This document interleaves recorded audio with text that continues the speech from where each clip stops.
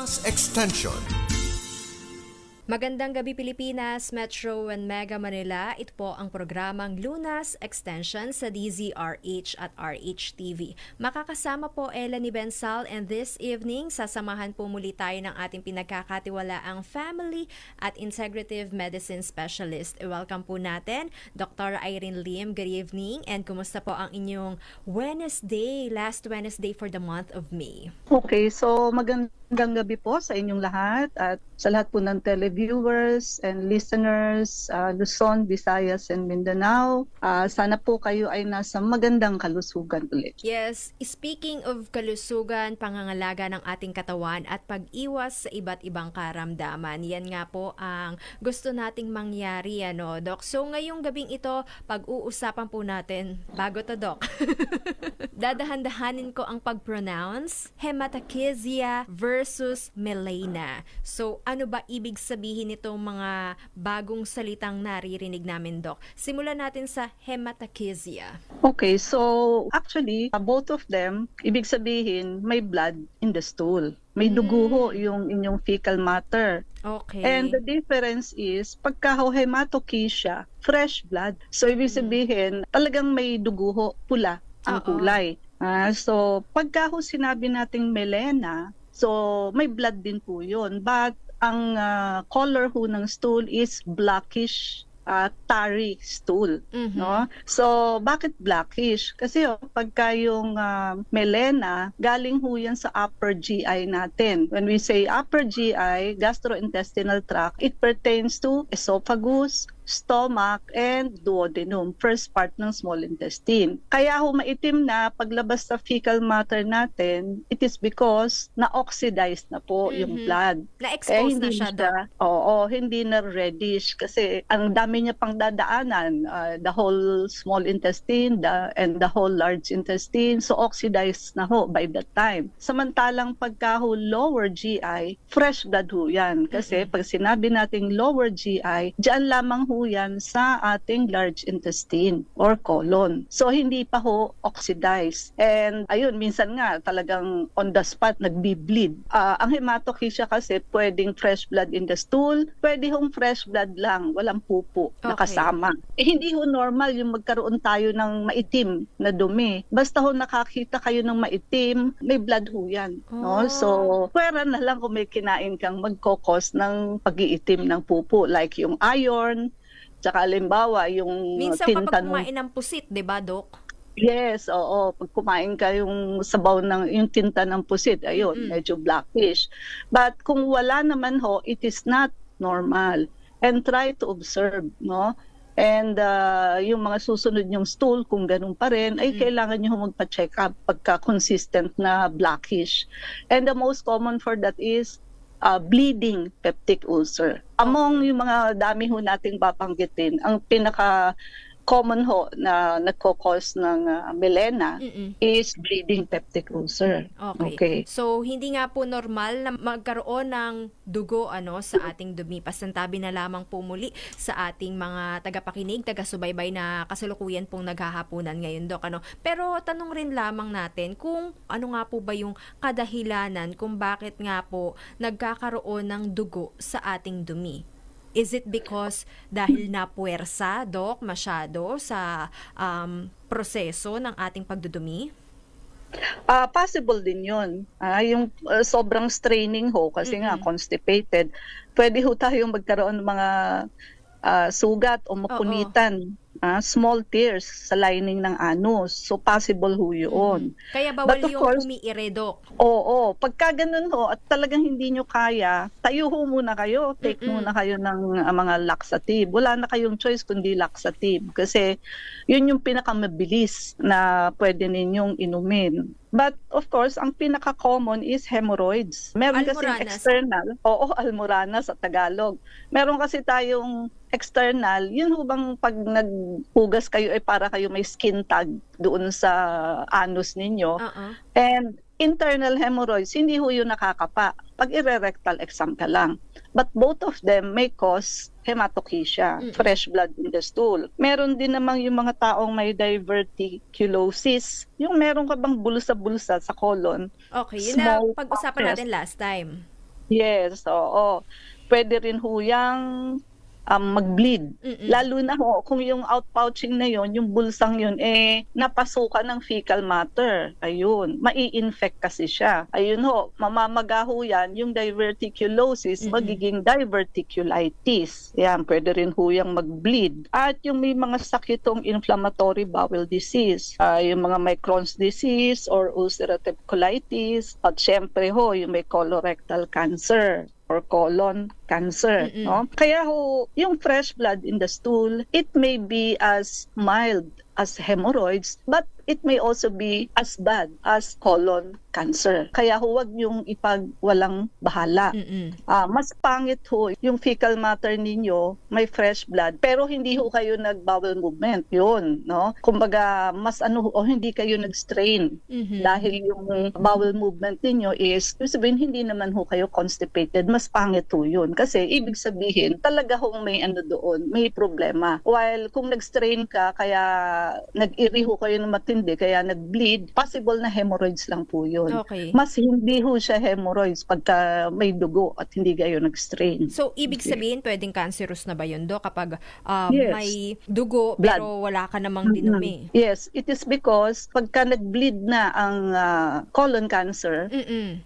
nasasagi na ho kasi yung bukol sa colon Okay. pagdaan ng fecal matter. So sa tuwing dadaanan yun o masasagi, magbi-bleed siya. Oo. And wala kasing symptoms ang colon cancer. Mhm. Pagka may bleeding na, late stage na po yun, stage 3 or more. No? Okay. So, ganun ho. No? So, paano natin makikita, Dok, kung may dugo, kung hindi naman tayo dumumi? Dun sa ating underwear or pag-ihi natin? Kadalasan ho pag i-squat tayo. And kadalasan rin pagdudumi. Pero bihira naman yung nag-i-spotting sa underwear. Bihira naman yung gano'n. Okay. No? So, ano nga po ba yung mga common symptoms or yung mga iba pang sintomas, senyales, aside sa pagkakaroon ng fresh blood sa ating anus or sa ating fecal matter? Okay, aside from makakakita ho kayo ng fresh blood in the stool, minsan ho may rectal pain or discomfort. So masakit ho doon sa anal region ninyo, sa may puwitan ninyo, no? So pain at saka changes sa bowel habit. Mm-mm. Yun ho bang iba-ibang oras, usually tayo, di ba, kung every morning, laging every morning, no? So but yung iba-iba ho, medyo pangit ho yun. Oo. That can also be a sign. Yung fatigue and weakness, pagka ho matagal na lagi kayong ganun, syempre ho mag-a-anemic kayo dahil yung kung kada fresh blood na labas sa inyo, 1 kutsara o 2 kutsara, o yung everyday nyo ho, mag-a-anemic na ho kayo noon, no? Kaya manghihina ho, fatigue and weakness. Weight loss, pwede rin na mamamayat ho kayo, Mm-mm. pero pag namayat ho kayo at may fresh blood kayo, ay mas nakakatakot ho yun kasi namamayat ho talaga ang may colon cancer. So, specifically doon kayo papasok sa colon cancer, hindi sa diverticulosis, hindi sa hemorrhoids. So, pinaka-worst po yung namamayat kayo, walang reason at all, may kasama pang fresh blood ang stool ninyo. And also, minsan ho, may mucus in the stool. Pag may mga severe inflammatory bowel disease or pag may infection, no? Pero na-amoeba ka, Oo. so pwede rin yun. May mucus, tapos may konting fresh blood. Pero yung fresh blood ho, kung amoebiasis, konti lang ho yun, blood tinge. Pag blood tinge kasi, ibig sabihin, may bahid lang Mhm. ng dugo. Iba yung sasabihin mong fresh blood talaga. Pag-usapan natin sino nga ba ang at risk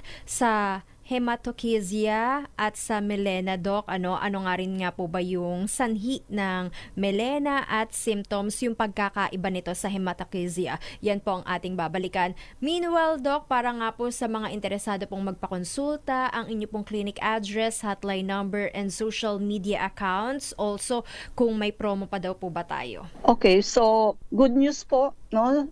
Because of the marami hong calls and texts, nagtatanong kung kailan ho uli magkakaroon ng free check-up. So ibinabalik po natin muli sa inyo. So free check-up po tayo muli, wala hong bayad ang konsulta. Kasabay ho, syempre, free urine and sugar testing pa ho kayo. Ayan, pinagbigyan namin kayo uli. So, take advantage, no? So, i-grab nyo na ho yung opportunity, magpalista na ho kayo ng check-up. Kasi ho, hindi namin kayang mag-accommodate ng napakaraming pasyente in a day. So, ganun ho. Kaya una-unahan kung sino ho ang mauuna, no? And yung ating detox protocol, still buy 2+1. If you buy 2 detox, so libre ho ang 1-day blood cleansing or vector scan. Or kung ang gusto nyo naman hong bilhin, isang detox lang, isang blood cleansing, therefore, yung vector scan ho ang free ninyo. At yung mga gusto hong bumata, lumakas, at gumanda, of course, yung atin hong anti-aging protocol. Although hindi naman ho tayo concerned sa panlabas na kaanyuan, kung hindi, pati ho syempre yung inside.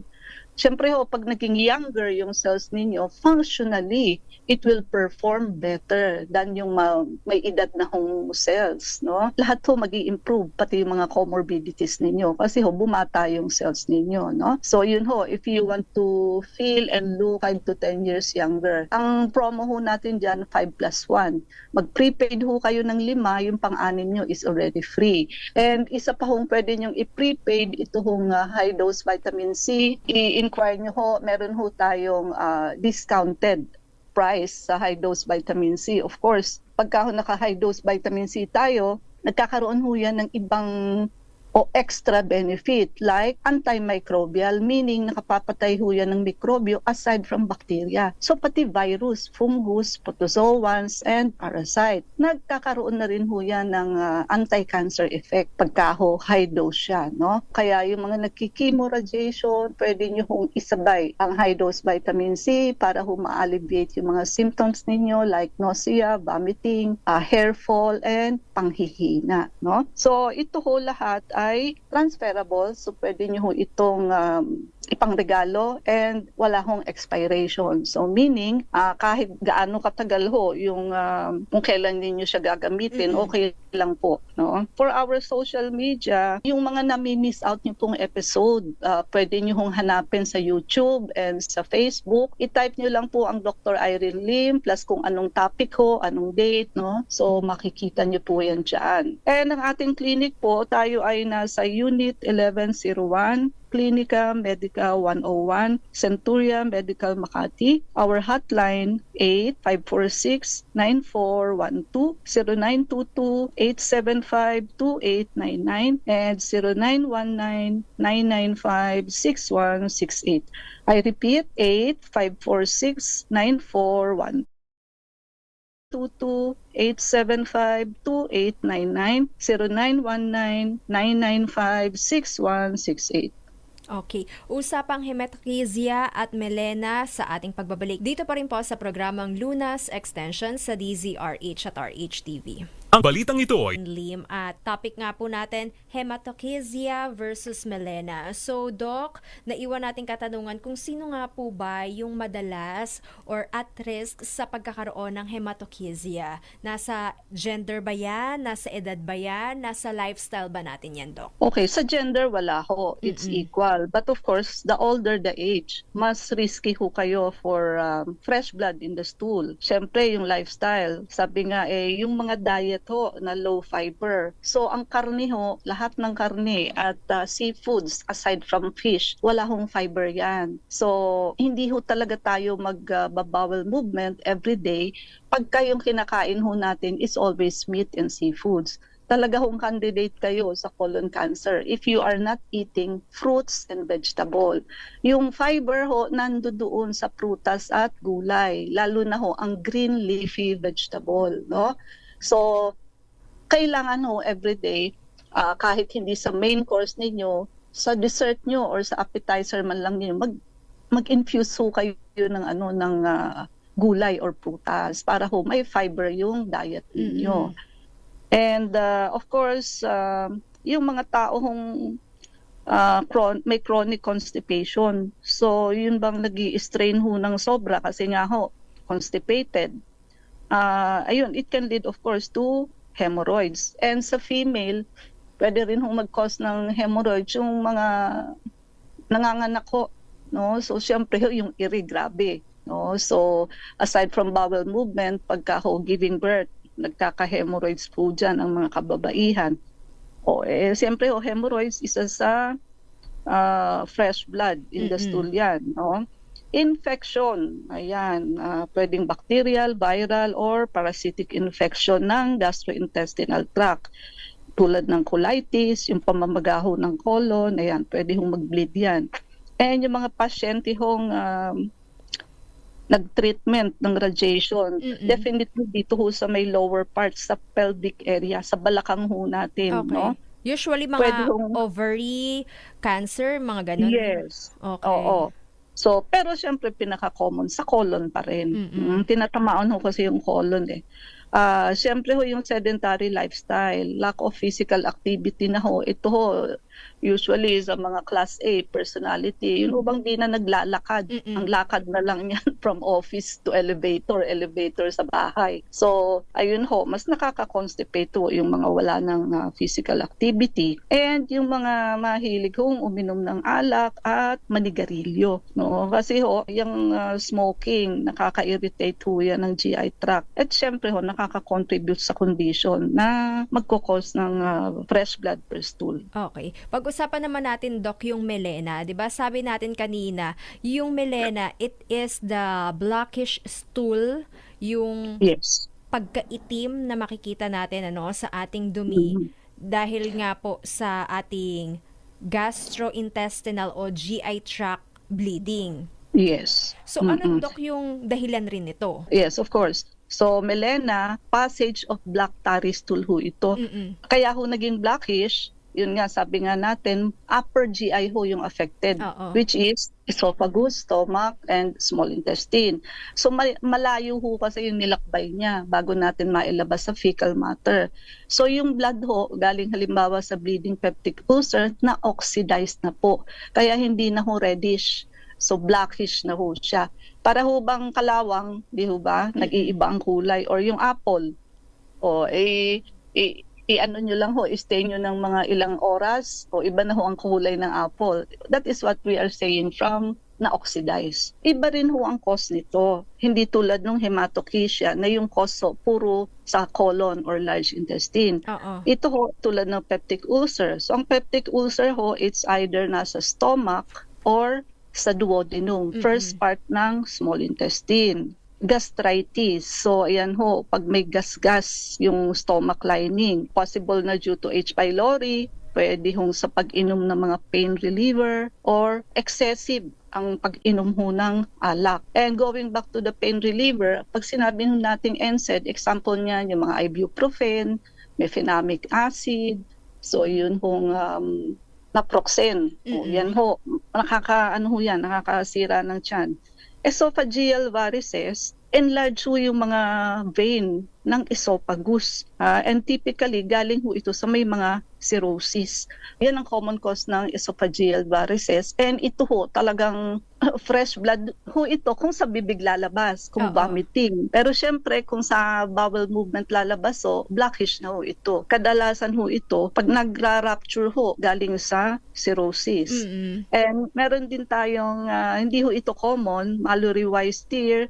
So, sugat ho ito sa mucous membrane, doon ho sa junction ng esophagus and stomach. So doon ho mismo nagkakasugat, usually caused by severe vomiting. No? And syempre, pwede pa rin ho din magkaroon ng cancer. Cancer of the stomach, which can also lead to bleeding. Mm-mm. Angiodysplasia, although ano din ho ito, rare, abnormal fragile blood vessel ho ito sa GI tract na nagbi-bleed din ho. Okay. So, Also, kapag may melena ka, Doc, ramdam ba na merong sakit sa tiyan?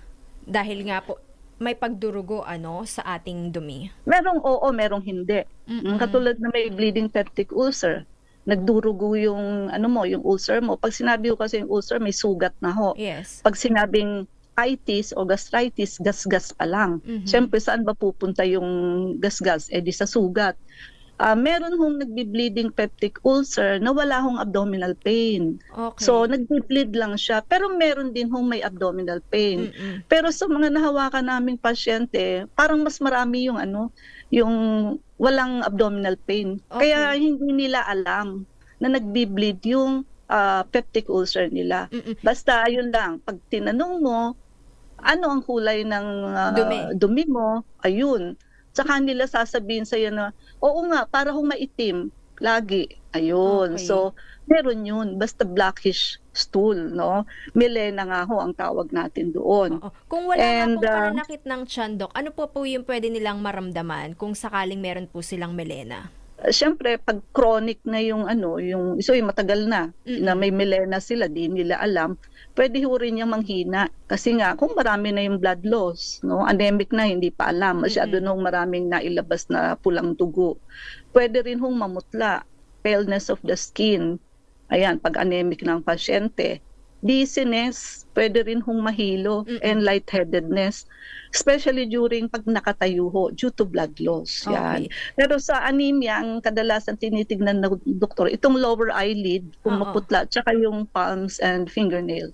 Alright. So, para nga po sa mga may hematochezia or melena na hindi po nila alam na may ganito silang klaseng sakit, ano po yung lab test na maaaring makatulong para ma-identify po na meron po palang problema sa kanilang GI tract? Okay. So, syempre ho, yung sa fresh blood kasi, hematochezia, hindi masyadong problema kasi visible by the naked eye, di ba? Meron kasing occult blood, fecal occult blood, wherein hindi mo kitang blackish. Pero pag in-examine mo yung fecal matter ng pasyente, meron hong makikitang microscopic Oo. blood. So sa microscope lang ho nakikita.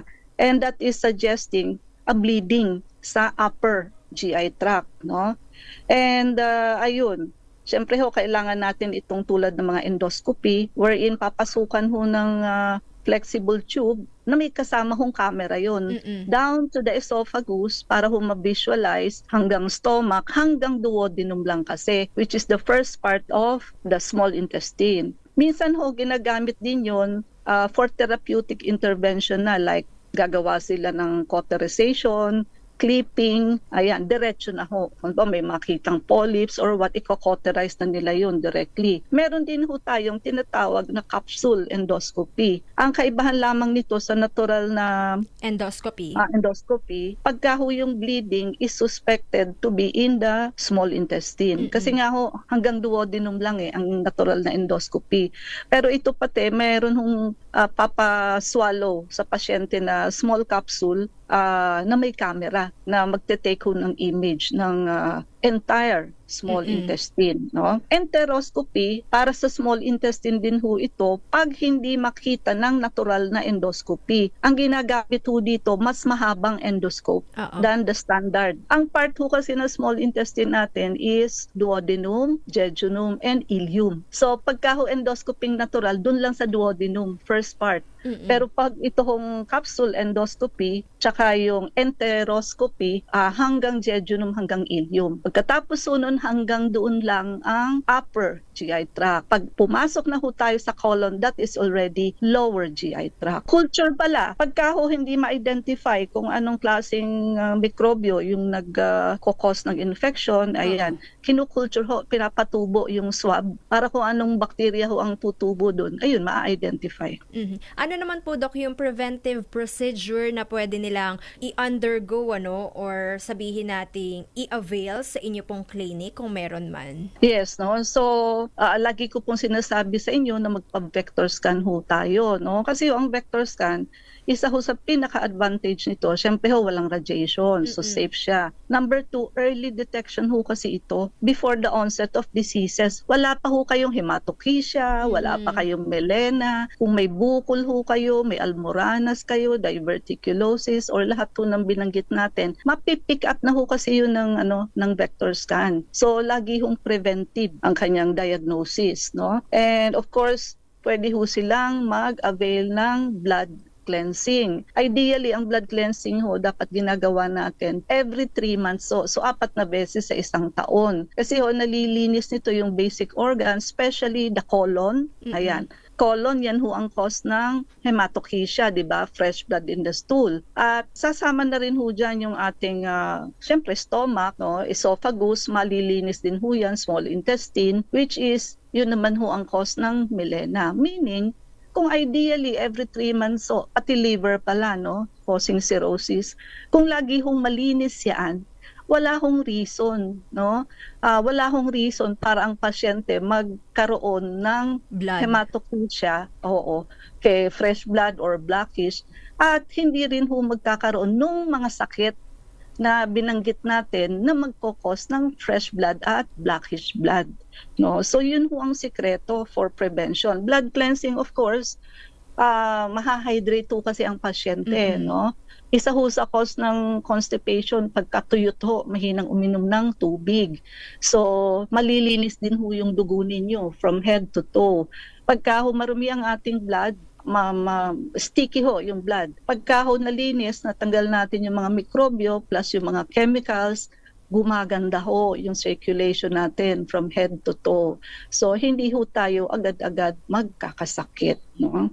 Okay. So para nga po sa mga interesado at ngayon pa lamang po nakarinig ng ating procedure, Doc, na vector scan, blood cleansing, and detox, ang inyo pong clinic address, hotline number para sa mga gusto pong magpakonsulta at magpa-set ng appointment. Okay, so ulitin ko lang ho yung ating promo. So ibinabalik ho namin ang free check-ups. So magpalista na po, wala hong bayad ang konsulta. Plus, may free pa ho kayong sugar and urine testing. So pagbibigay po sa inyo, sa dami ho ng tumatawag at nagte-text, no? Sabayan nyo na ho yan ng ating detox protocol. So by 2+1, no? So, and ating anti-aging protocol, yung gustong bumata, lumakas, so mag-prepaid ho kayo ng 5, pang-anim ho, libre. And i-inquire nyo po kung paano ho kayo magkaroon ng discount sa high-dose vitamin C. Ang high-dose vitamin C ho, kahit isang session lang po, yung mga gusto lang naman magpaganda, no? Magbo-bloom ho kayo, lalakas kayo, puputi ho kayo. Parang pinong-pino yung pores mo. So yung mga beauty conscious dyan, kahit isa lang ho, no? But siyempre, ibang usapan naman kung cancer ang gagamutin natin at pneumonia. Siyempre, several session ang kailangan ninyo, no? And of course, ito hong mga ito ay transferable, so pwede hong pangregalo at wala hong expiration kung kailan ninyo gustong gamitin. Daig ho ng maagap ang masipag. So, if I were in your place, prepaid ko na ho ang detox, anti-aging, and high-dose vitamin C. Kahit magsara kami bukas, naka-avail ka na. And of course, manigurado ho sa free check-up. Bakit? Hindi na ho namin sasabihin kung kailan kami magpo-close para lahat ho kayo umagap. Kasi pag sinasabi ko kung hanggang kailan, nagpapatumpik-tumpik ang pasyente kung kailan mo sasabihin isasara namin sa ganung petsa. Ayan ho, tsaka naghahabol. Minsan ho, napagsasarahan pa. Hindi ho ako magsasabi, i-close na lang po namin yan bigla-bigla, no? Para ho sa mga nakaka-miss out ng ating episode, so pwede nyo hong habulin yung ating mga episodes sa YouTube and Facebook. Paki-like nyo ho, share and subscribe. I-type nyo lamang ho ang Dr. Irene Lim both sa YouTube and Facebook, no? At saka i-share nyo po by simply sharing. Nakatulong na ho kayo sa mga mahal nyo sa buhay. At yung mga gustong magpakonsulta, tayo ho ay nasa 11th floor ng Unit 1101, Clinica Medica 101, Centuria Medical Makati. Our hotline 8546-9412, 0922-875-2899, 0919-995-6168. I forgot to mention yung ating pong anti-aging soap. Yes. Look for IV anti-aging soap, IV whitening soap. Available po yan sa Shopee. So yan po ang hahanapin ninyo. Very effective hong pampabata. Nababanat ho yung skin and pampaputi. No? So yung mga hindi ho marunong mag-order sa Shopee, kindly send us your name, complete address, and telephone number. Kami ho ang mag-order para sa inyo. So I repeat, 8546-9412, 0922-875-2899, 0919-995-6168. Yan nga po ang kabuuan ng ating discussion, hematochezia at melena. Maraming salamat, Doc, sa additional information at oras na ibinahagi niyo po sa amin ngayong gabing ito, para nga po mapangalagaan ang ating kalusugan. Thank you once again, Doc, and good night. God bless po. Good night, God bless, and keep safe. Maraming salamat rin po Luzon, Visayas at Mindanao. Maging observant po tayo sa ating kalusugan. Kung meron po kayong iniindang karamdaman, wag na pong mag-atubili na magpakonsulta sa inyong mga pinagkakatiwalaang espesyalista. And at the end of the day, prevention is better than cure. Inyo rin pong nakasama, Ella ni Bensal, para sa tuloy-tuloy na pagbabalita, tuloy-tuloy na serbisyo, sama-sama tayo Pilipino.